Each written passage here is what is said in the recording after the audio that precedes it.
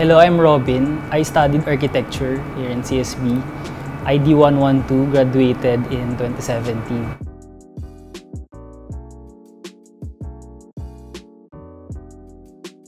Back in college, nag-start na kami ng mga alternative ways in practicing architecture. Parang yun yung dogma namin.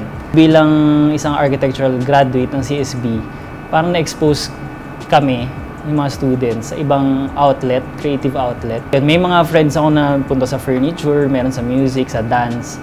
Pero ako, nag-dwell ako doon sa visual art, sa painting, also sa paggawa rin ng furniture. Anong una, ano lang talaga, paper and pen. Kasi wala pa naman talaga akong budget nung una. As in talagang, pumasok pa rin naman kasi ako sa firm eh. So doon, kapag may mga patay na oras, talaga mag-sketch lang ako sa notebook. Ang kapal ng notebook, puro sketches lang, drawings and sketches lang. So nung medyo nakakaipon na ako, tinry kong yung acrylic painting and oil, ganyan. So iba-ibang medium eh, oil, may acrylic, may watercolor.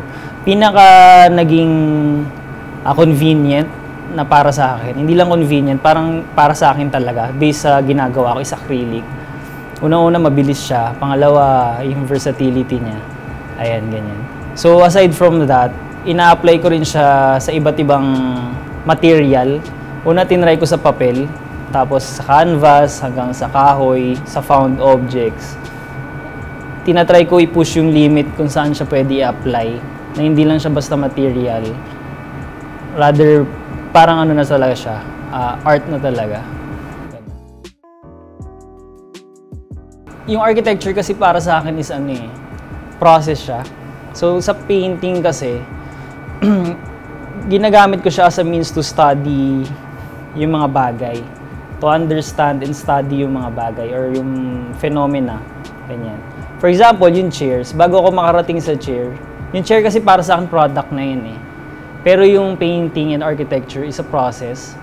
So yung drawings, ganyan, process siya to, pag nag-paint ka, maiintindihan mo na yung certain colors pala parang hindi sila bagay on a certain light, ganun, or yung kung ano yung effect ng sobrang laking puro black lang tapos may dot, ganun siya. So ang dami niya na-explore, unlimited.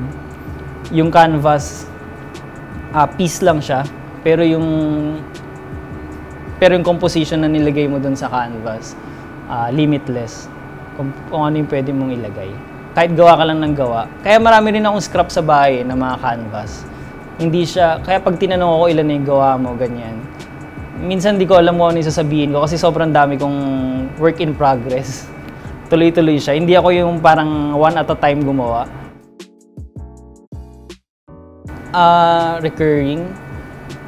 I think wala naman. Pero yung pinaka makikita mong theme sa mga ginagawa ko, yung idea ng grid. As in, lahat ng ginagawa ko may sukat eh. Kaya makikita ko pag nagpipainting, laging may metro, tsaka masking tape, tsaka pencil. Yun eh, nilalagyan ko kasi siya ng... Pero hindi mo makikita na may line siya na grid. Parang pag ina-analyze mo lang, meron siyang grid behind. Bakit na ako naglalagay nun? Wala lang, para meron siyang structure. So nagkakaroon siya ng structure kahit sabihin mo lang siya na simple shapes lang siya. Spontaneous lang talaga. Siguro yung pinaka-plan ko lang talaga is yung grid. Ganyan. Kumbaga lahat meron siyang grid.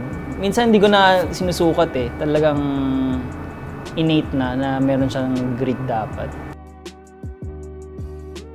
Challenge. Siguro yun lang. Yun nga, yung self. Kumbaga dapat hindi ka kasi magtitigil sa isang dapat wala kang style eh. Diba? Ganun. Kumbaga ayoko magkaroon ng style eh. Kumbaga sasabihin. Meron dapat identity.